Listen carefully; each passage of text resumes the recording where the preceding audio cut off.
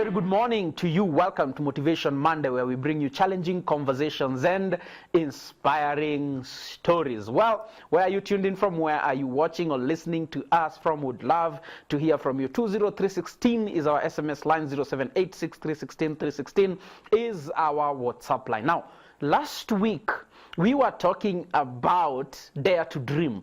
An exhortation that you would actually, in this year, dare to dream. So that those dreams that perhaps you had last year and you're thinking, well, they didn't materialize to anything, I guess I don't need to do anything this year. Last week we were motivating you to still dream this year. Today, we want to motivate you to do something else in pursuit of those dreams. Today, we want to urge you to pursue excellence. In fact, let me just pause and ask you, when you hear the word excellence, what comes into your mind? What do you think or consider excellence to be? Would you say that in the things that you have been doing, that you have been excellent in those things? Well, again, do engage with us. We would love to hear your feedback. 20316 is our SMS line. 0786316316 is our WhatsApp line. And helping us with this conversation today on pursuing excellence is Ivy Gekonyo, a doctoral candidate at the University of Pretoria. Well, why does that matter? I guess you will get to know as we hear her story. And so join me even as we have this conversation. Welcome, Ivy. Thank you very much, Pastor Mukaya. It's good to have you. It's good to be here. Asante sana. Just for the purpose of our audience, help us appreciate, by way of introduction, who you are, even as we continue this conversation on pursuing excellence. Okay. Thank you. I'm a born-again Christian, so a believer, and Jesus Christ is Lord and Savior of my life. And that gives meaning to everything that I do, everything that I am, everything that I aspire to be. I'm also an advocate of the High Court of Kenya, but currently I am a student, as you've mentioned, back in school for my doctorate studies at the University of Pretoria. And there I am studying international law. I'm also working as a project officer at the Center for Human Rights, still within the University of Pretoria. I am also involved in an organization called Fungai Africa. Fungai is a Shona word meaning think, so consider AI, artificial intelligence, that does a lot of research and training on artificial intelligence and its intersection with human rights. I am also an author and a podcaster, which is a very new title to me, so still getting used to it. All right, thank you. Wow, quite an elaborate CV you have right there. I wonder what some of us are doing with our lives. I believe University of Pretoria is in South Africa, right? Yes, it is. Just about 40 minutes drive from Johannesburg. Yes. All right. So now, I mean, you're an advocate of the High Court of Kenya. Yeah. You've authored a book, and maybe in the course of the conversation we'll get to it. You're now a doctoral student. When I was growing up, I assumed that the people who held PhDs were, gray-haired men, and not gray-haired like me. I mean, this is not because of age. This is just because of the troubles of life. But at least I know you a bit to know that you're not that old, at least as I thought people, who get to PhDs, the age they ought to get. So help us so that we may appreciate how you got here. Help us to understand some of your background story. Where did you grow up? What kind of schools did you go? And how those things shaped, even where you are right now. Okay. Yeah, just like you, I also didn't believe that young people, you've called me young, so let me take that, that young people could be doctoral candidates or students before you get there. So I grew up, was born and raised in Nakuru, now Nakuru City. Not yet. Nakuru City. No, it is. No. I think what I'm considering is the rumor that was recently talking about it being the capital city. The capital. Yes, that is what was in my mind. Okay. So Nakuru was a very small town, very chilled compared to Nairobi. loved it, and born to a family of 4. So that's my parents and an older brother. And I think that's where the seeds were planted. And so it's easy for me to, in conversation, for you to just hear a lot of my mother, my father, my brother, because my first interaction with books was with my mom. There's this, now it's a funny joke in the family, but at that time it wasn't, is that my report card in nursery school, I think either in middle class or top, I came back home with a report card that said that in mathematics, I could write number 1. And then in, is it English or literature, I could write letter A. I mean, so just that was all I knew, because school was about play and fun. Yeah. And my mom did not take that line down. So I remember one holiday, my mom came with a book, with books, and sat me down. She taught me to read and write. So much so that before joining class 1, now we're talking about grades now, back then was class 1 or standard 1, I could read entire notebooks, storybooks rather. So I think because I was introduced to learning and to reading before even my peers, it ignited in me just a sense of, because a new world opened. So there was this sense of, what, guys, there's more in here, there's more than we are seeing around us. And that sparked a desire for learning and discovery. So that's where it started. And then back home, my dad was also a reader of very big books. So I think that also inspired me and made me fall in love with books. Yeah. And then getting into school, it was also, because I could read and write, I think already had a very good start. And then also somehow academics came a bit easier than for most people. So school was made fun. And then add to it that my mom was also a teacher. So my school experience wasn't as for other people, where you feel like, it's good. For me, it was, yay, it's Monday. Time to go and learn. And so from the very beginning, I enjoyed school. I enjoyed everything about it, okay, except sports, and doing fairly well. Maybe I should stop there for now about the nurturing. I think that's an important point you've made, and I think it touches on the importance of parenting and the kind of exposure we give to our children. But it's interesting, just an interesting thought has occurred to me. Our guest for last week, grew up where? In Nakuru. From Rongai. That's where my grandparents. So it's so interesting, there seems to be something about Nakuru. Some of our greatest, listeners and viewers and supporters actually from Nakuru. I know Mr. John Githanga, I know you will be sending a comment in, and he is from Nakuru. And so, okay, I think there's something about Nakuru. Well, not yet a capital city, but there's something about it. City. So there's a lot of influence, like you've rightfully said, from your mom, from your dad, and now you're developing an interest in learning. But what I'm curious to know is, so did you go like to these high-end posh schools, or was it just ordinary schools like many Kenyans? I went to ordinary schools, public schools. My mom was a teacher, actually a head teacher of a public school. And so it was a no-brainer. That's where you all go. Yeah. And never at any time felt like I'm not in the best. If anything, I really believed I was in the best school. Yeah.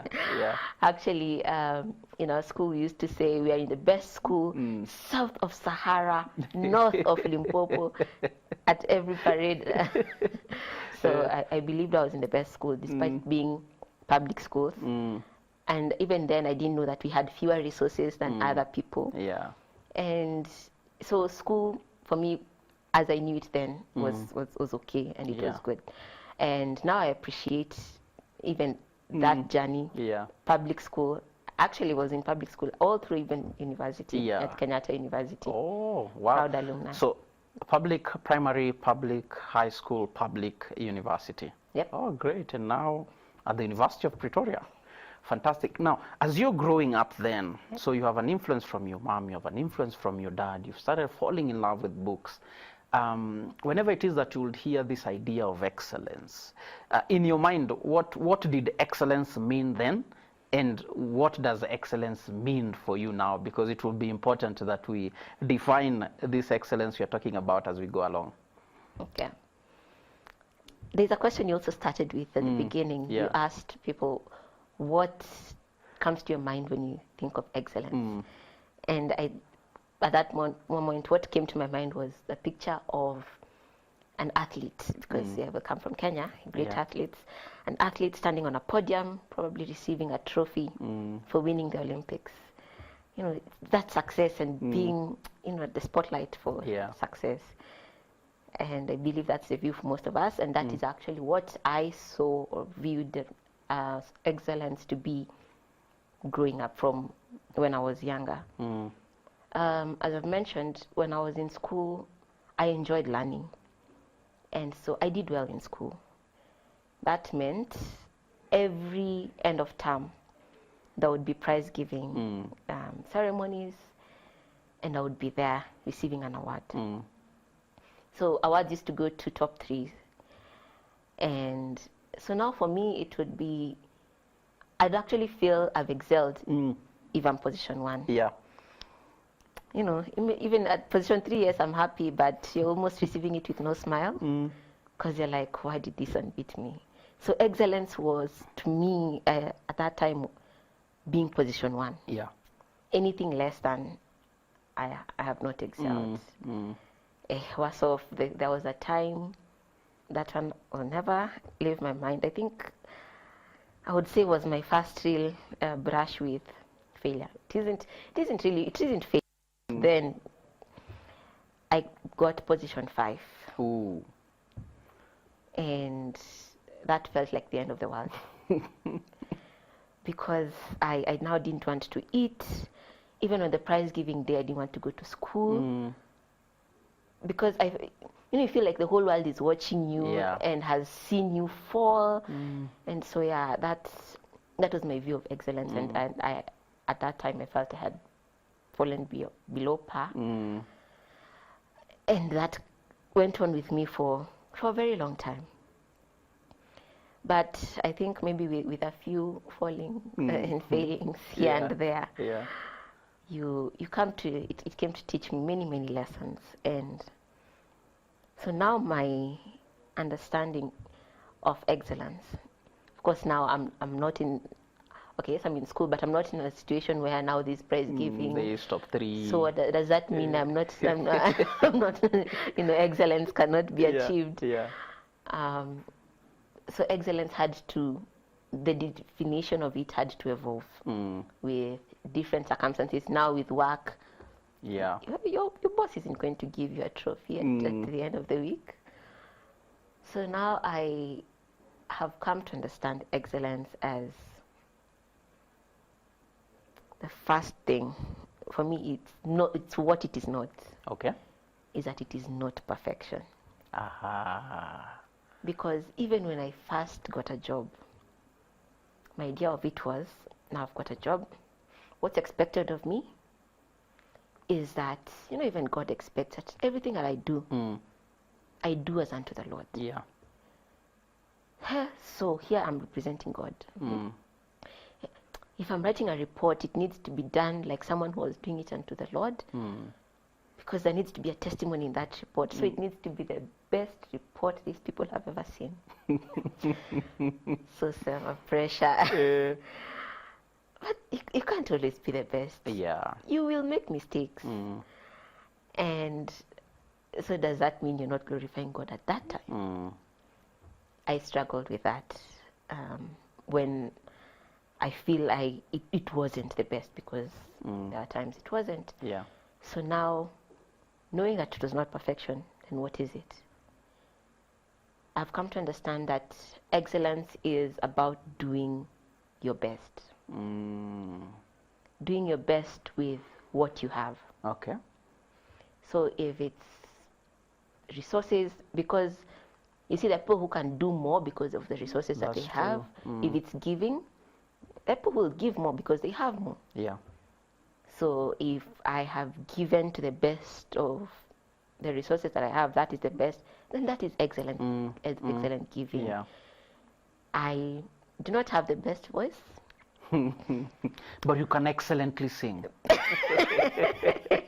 I sing. No. If excellence is doing the best with the resources you have, Yeah. then you can excellently sing. Yes, I can excellently sing if I know I'm doing my best, but also don't make people suffer. So you can train. Yeah. Yes, you can train and then now do to the best of your abilities. Yeah. So it doesn't mean you should not sing because you're not the best. Because then there will always be someone who's Yeah. better or seemingly better. Yeah, so I think that my definition of excellence is that doing your best with what you have. But for me, also very critical is that I have to keep reminding myself, Yeah. you're not striving for perfection. If anything, I'm human, Yeah. and being human means that I'm flawed. I think I would say perfection asks the question, are you flawless? And because of that, we all Yeah. then none of us can meet that mark. But I love that excellence asks, are you improving? Yeah, because excellence is about not remaining where you are. Yeah. If I'm singing, for example, that one, yes, I've said I'm not the best, Yeah. but I shouldn't be happy. Yes, I'm not the best, but I've been told I can sing. Yeah. Yes, but every day there should be Some level of improvement. some level of improvement that, in January, I was told I screech and Yeah. what, but now I feel people smile a little more. Yeah. And I sing. So everything that I'm doing, it's a step forward. It's a step forward to the dream that I have. So I think Yeah. it also entails a dream, having a dream. Because imagine excellence, if we're saying it's moving forward. Yeah. Moving forward means a journey, and that journey has to have a destination. So there needs to be a vision of somewhere that you're going. Yeah. Yeah, so there are angles to that excellence. To excellence. I like that whole idea of excellence asks the question, am I improving? And so what you're seeking then is daily, improving. Yeah. And I guess that is what then we are challenging people this year. As we are calling you to pursue excellence this year, we are saying daily keep stock. Am I improving? Because then you will be pursuing excellence. Yeah. Excellence is doing the best with the resources that you have. I like that. And I want us to ponder and reflect on that for a moment as we listen to this song. Mandisa, good morning. Be motivated by that song even as you ponder on, are you improving? Because this year we want to pursue excellence. And indeed, it's a good morning to motivate you, to challenge you to pursue conversation through the conversation that we are having today and the inspiring story of one Ivy Gikonyo, a doctoral candidate, at the University of Pretoria. Well, this is Motivation Monday, where we bring you challenging conversations and inspiring stories. And my name is Elijah Mokaya, your host. Well, as we were told before that song, excellence asks, am I improving? It is doing the best with the resources you have. So let's get back to this conversation and glean more on how you and I can pursue excellence in this year of the Lord 2025. Welcome back, Ivy. Thank you very much. You helped us appreciate a way of rethinking excellence. And I think at this juncture it would be important to mention that we're not just talking about the field of academia. I mean, that is the field and the niche that you've cut out for yourself. But this, I think, applies to anyone and whatever space they're in. Yeah. But what I'm curious to know is, how did you arrive at that kind of definition of excellence? Yes, as you've rightly put, it's a journey. But maybe one critical aspect that was a game changer for me was joining a program known as Resource Global. So, Resource Global is an organization, so they have a program for young Christians in the marketplace who are, there's that understanding of work that you get when you're in school, Yeah. and then there's the lived reality where you get to work and you just realize, wait, this, it's a jungle out here. How do I live out my faith? Most of us, when you're going through school, you believe that work is a place where you will fulfill God's calling. Yeah. But then not all aspects of work feel like they are leading towards godly agendas or or to a bigger purpose.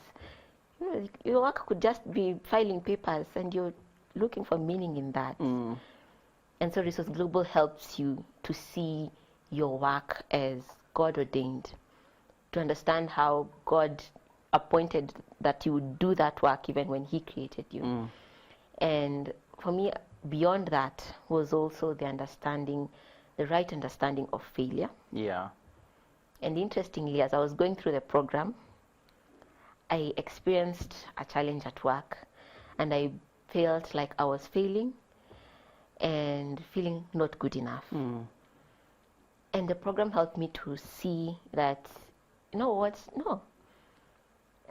what God expects of me is not, again, perfection. It's faithfulness and obedience. Yeah. And obedience to God looks different in every assignment that you're doing. So I think it's up to us to ask ourselves, in every task that I'm doing, what does obedience to God mean here? And that infuses purpose and meaning to whatever it is that you're doing. So am I doing it faithfully? Yeah. And am I doing it in obedience to God? Yeah. Okay, fantastic. So that means before you even went to pursue your doctoral studies, you had already started working here in the country? Yes, I had. So when did you wake up all of a sudden and figure, wait a minute, I could actually be a doctor? Let me pursue this. How did you land, at the University of Pretoria in South Africa? What are the steps that led you there? Okay, we go back to primary school. I decided quite, early on that I wanted to do law. At first, I wanted to be a judge. Then I realized to be a judge, you first need to be a lawyer. Okay, so then I'm going to do law. But then there was this conundrum. I want to be a lawyer, but I also want to be a teacher. My mom is a teacher, and it just seems like the best job in the world. Yeah. So I realized, wait, I can be. It's actually my mom who helped me, because after finishing for high school, I think that's when I was actually quite confused. Wait, law or education? My mom helped me to understand. You can do law, and teach law, because that has always been your dream, and so you can merge them like that.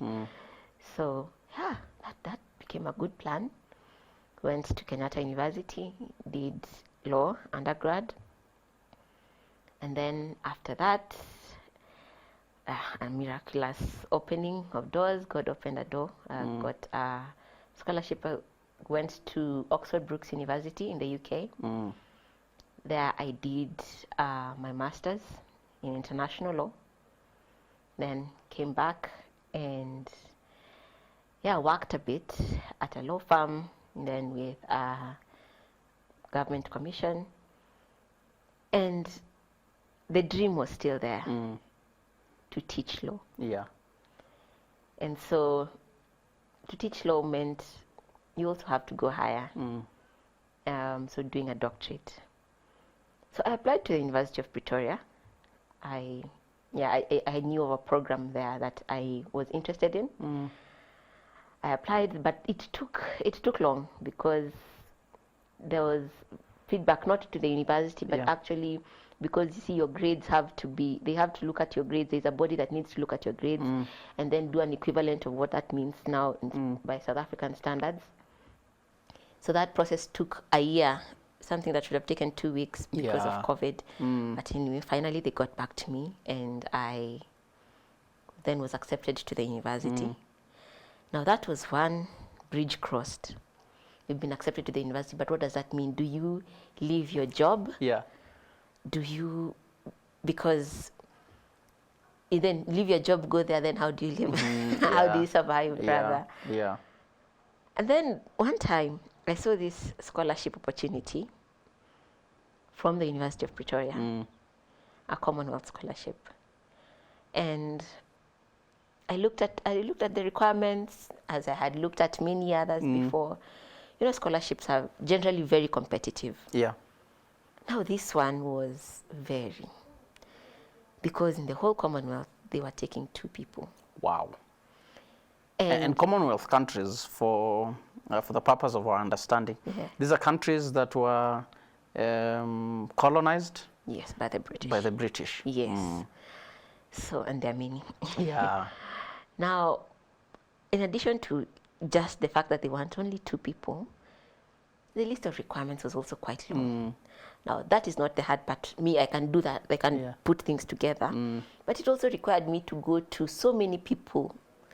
Like, I needed to disturb many people. You know, in my former master's supervisor, I needed to go back to KU, my boss then. And I felt, now I disturb these people for an opportunity I might not even get. I was like, no, I should only go to them when I feel a bit confident about getting it. So I saw it and I was like, okay, God, this doesn't look like it's for me. And I didn't apply.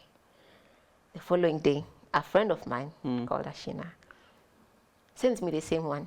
Oh. The same scholarship. And the text is, have you seen this? I laughed. And then I responded and I told her, yes, I did. But, and I went on to give her those very valid reasons of why I have not applied for it. Yeah. She was very stern with me. You know, sometimes friendship needs to be tough love. Yeah. She told me, we are not doing that. We are not standing in our own way. You know, those people you're afraid of disturbing, Yeah. you reach out to them. If they don't send in what they need to send in, you know, that's them. It will be that it is on them. Yes. Yeah. Not that you even stopped before even trying. Hey, that was a nudge. I mean, it was an awakening, and I was like, okay. And you know, that day we also spoke with my mom, and I told her about that, and she was like, yes, do it. So I think I did it for them. Yeah. So that when they ask, I did it. I did it. Yeah. So you know, even when you reach out to those people and tell them to please send in a letter, because they have to communicate directly to the school, not through me. And you need to also follow up, you know, a week later. You know, were you able to do this? I did not. I was done at the point of just letting them know. But who is God? They all did. Wow. And, you know, some weeks later, I got the email. Congratulations. Wow. I was one of the 2. Wow. Of all Commonwealth countries. Yes. That's no small feat. It's not small feat, but I think it was also wow, God telling me how I had underestimated him, his power and ability. And so that is how I got into the doctoral program that I'm currently in. Yeah. And so now I'm getting into my 3rd year. Wow. How long to go? So it should be 3 years. So this should be my last. You on the tail end of it? Oh, yes, I am. Wow. May God grant you grace. Now, you've mentioned something I think that is worth pursuing, because there are different people that are listening or watching, and their paths are different.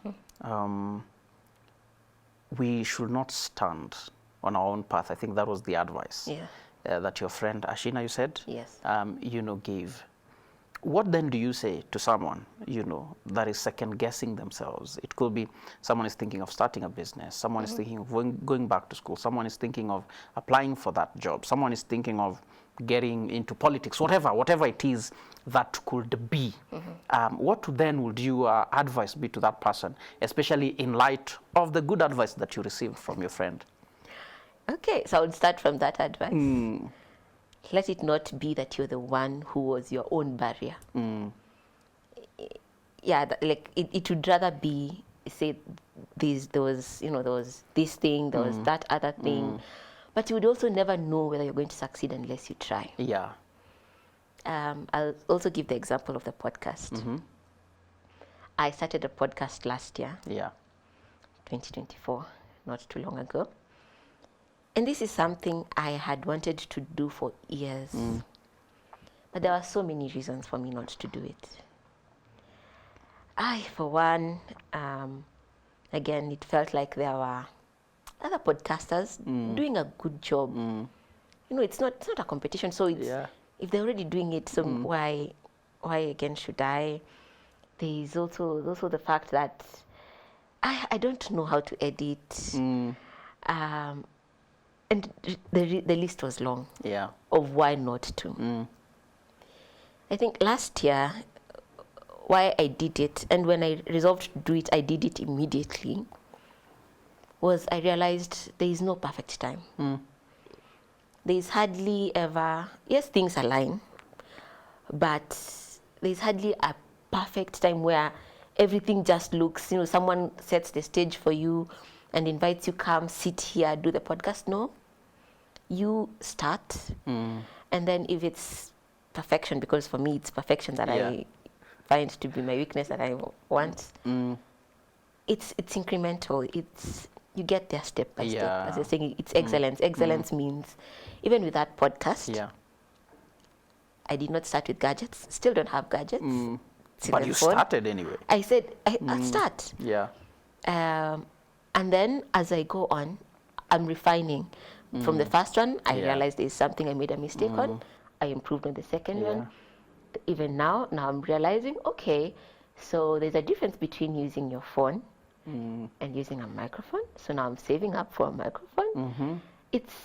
And that is life. It's about advancing.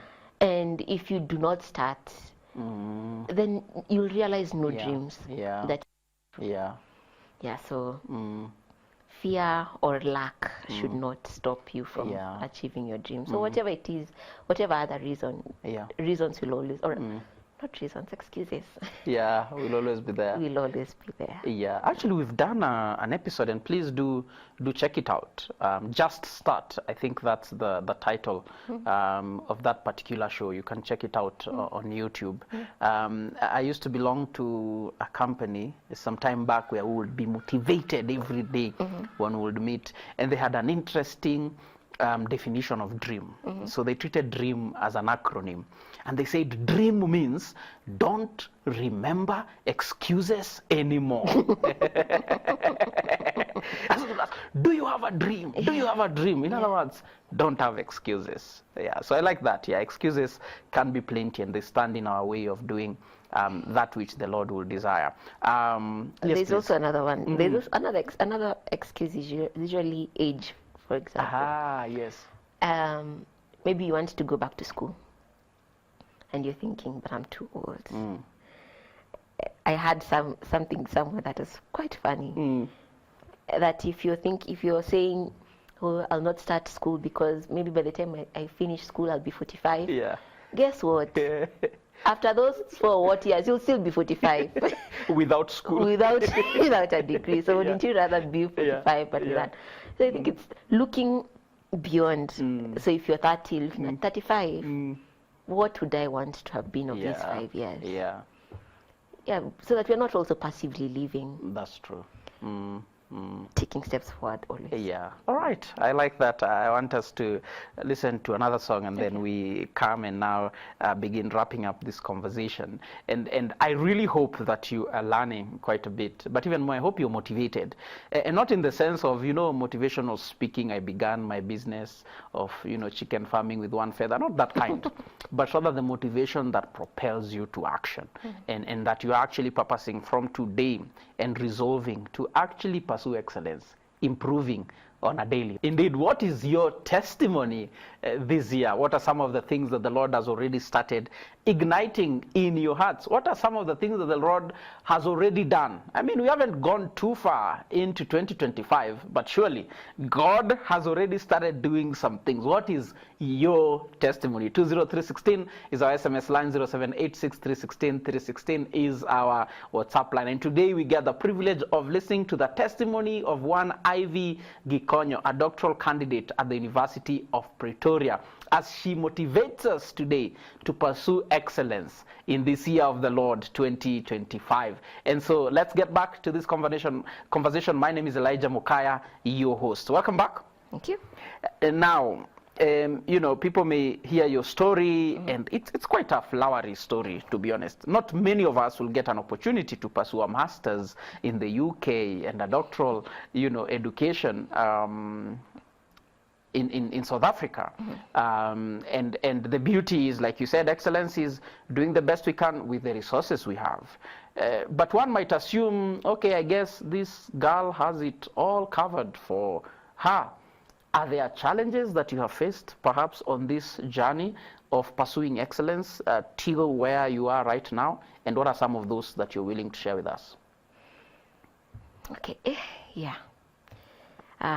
Life has not been without its fair share of challenges. I'd say two stand out for their immensity.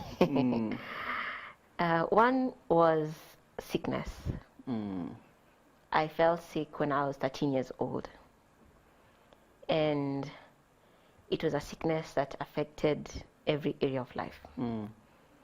Because it meant many days from school per term. It meant fatigue constantly. Yeah. It meant I was on medication that was really wearing me out all the time. So even time that you would normally use for study, you need to rest a lot. You're in and out of hospital. So sometimes it felt like I was in hospital more than in school.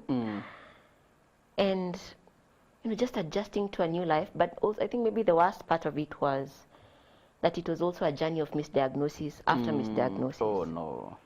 So you're also taking medication that sometimes is not only not working, but also reacting with you because it's not the right one for you.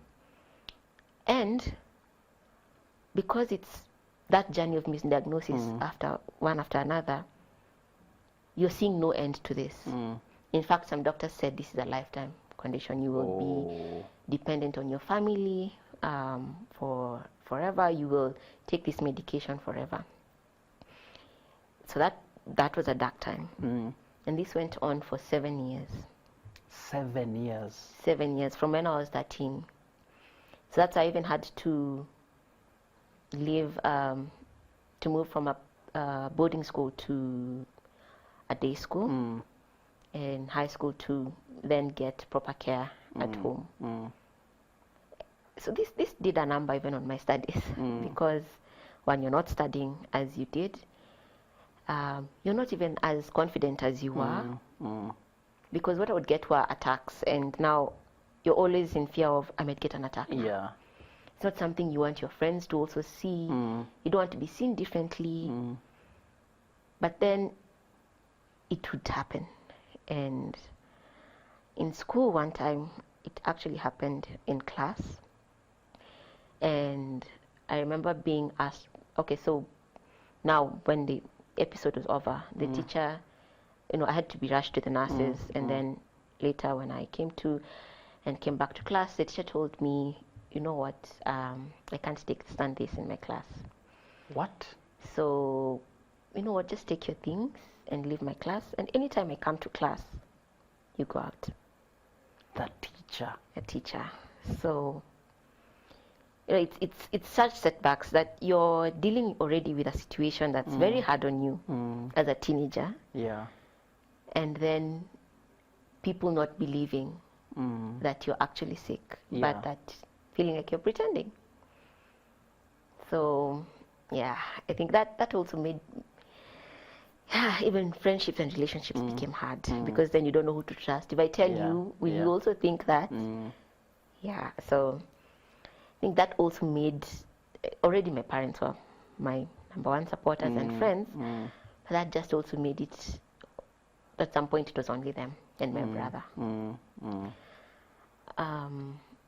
So at the end of it, I've said 7 years. At the end of 7 years, God helped us to get the right diagnosis, which partly was because of my mom, because she used to tell doctors, you know, there is this I'm seeing, there is this I'm seeing, but then would be shut down. Yeah. We got a doctor who actually listened. And then also, even after being diagnosed, God also brought miraculous healing. That one should be another episode. It should be, yeah, but an encouragement also, yeah. Yes. And so now, after that, so that's one challenge. I think another one was, now I've said my number one friends, you know, in the whole world are my parents, my brother.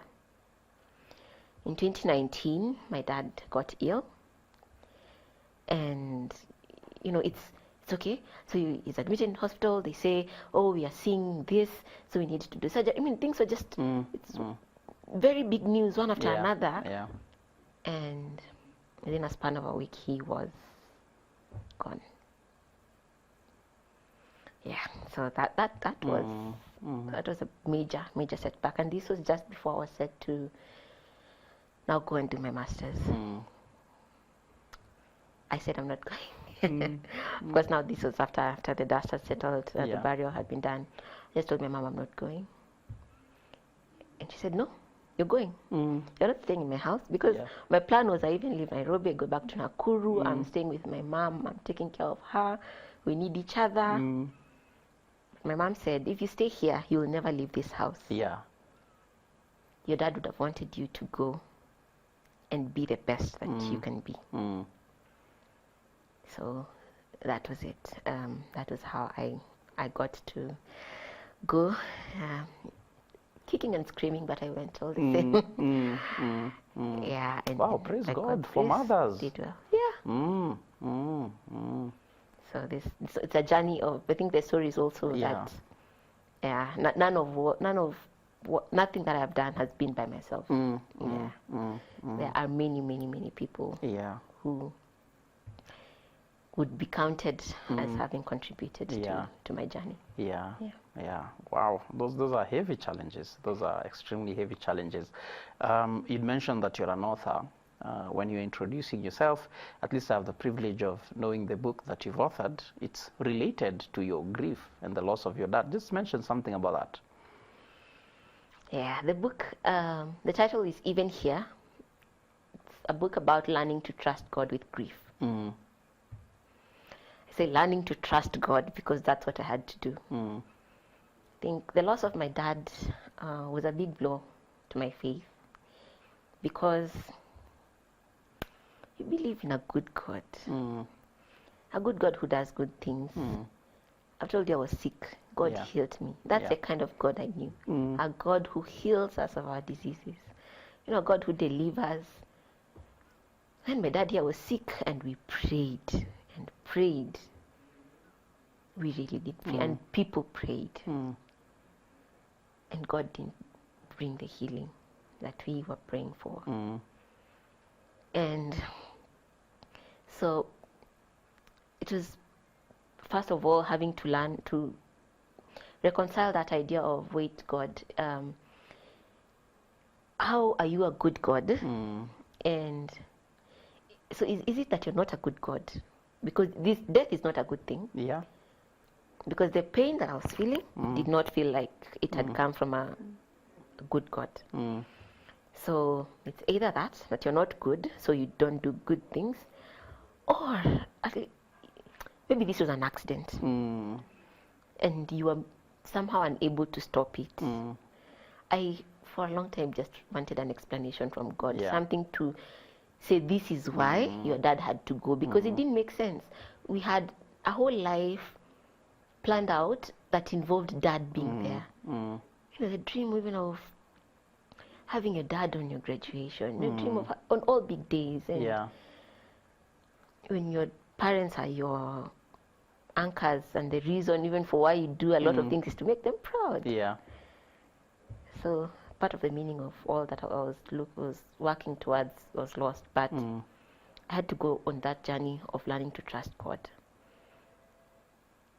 First of all, to trust once again that He's a good God, and then to trust that even that grief that I was feeling, that pain, despite Him having allowed me to go through it, that I still need to give it to Him again for Him to do the healing. That apart from Him, there's no complete healing or healing that I want. So that's what the book is about. It's about the confusion, the highs, the lows, the aha moments, and how I finally came to say, God is God, and God is good, and it is well. When grief first strikes, it is not well.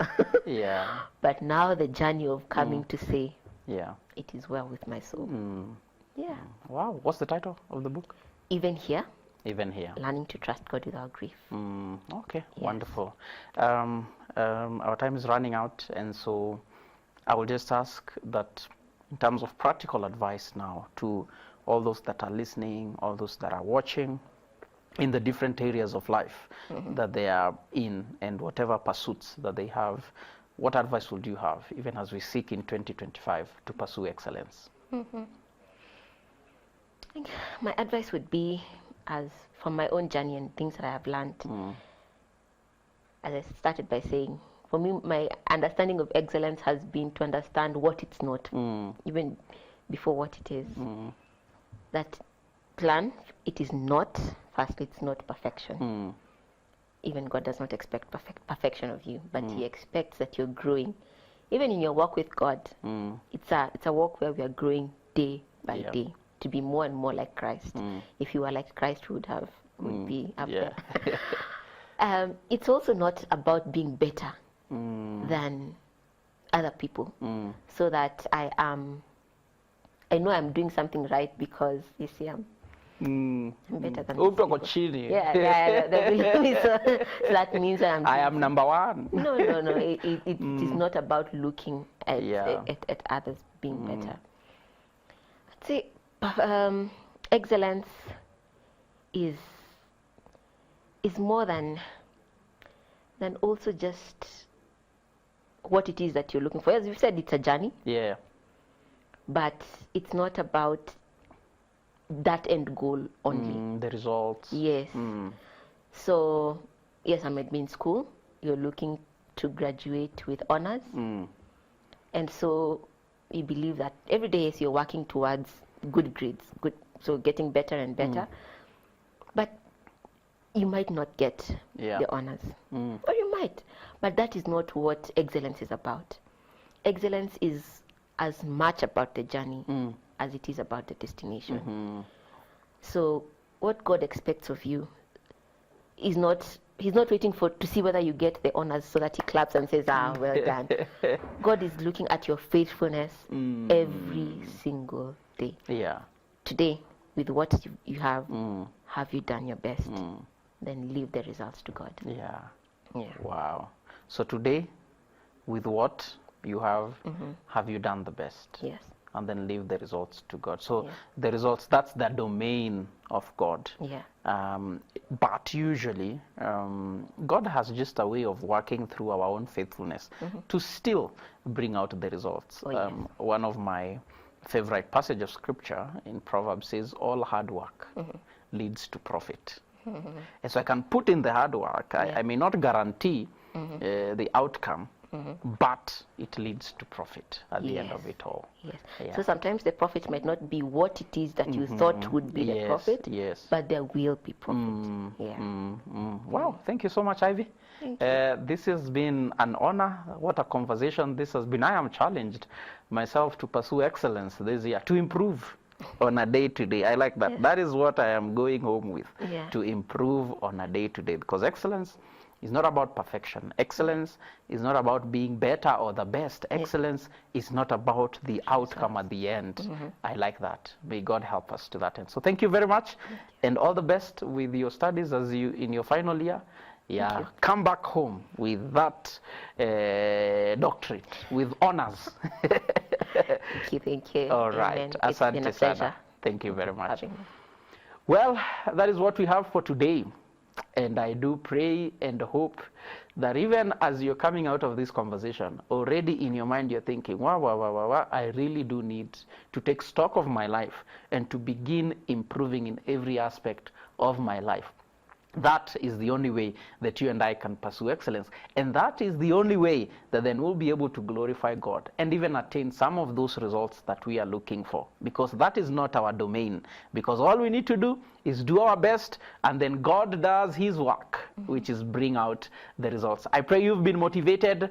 Please, if you have, just share with us in what ways has this motivated you. 20316 is our SMS line.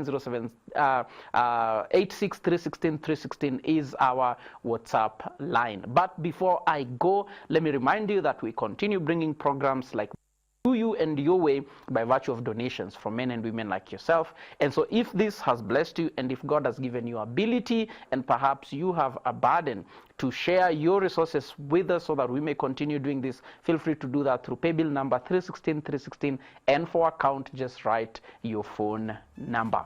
Until next Monday, please pursue excellence.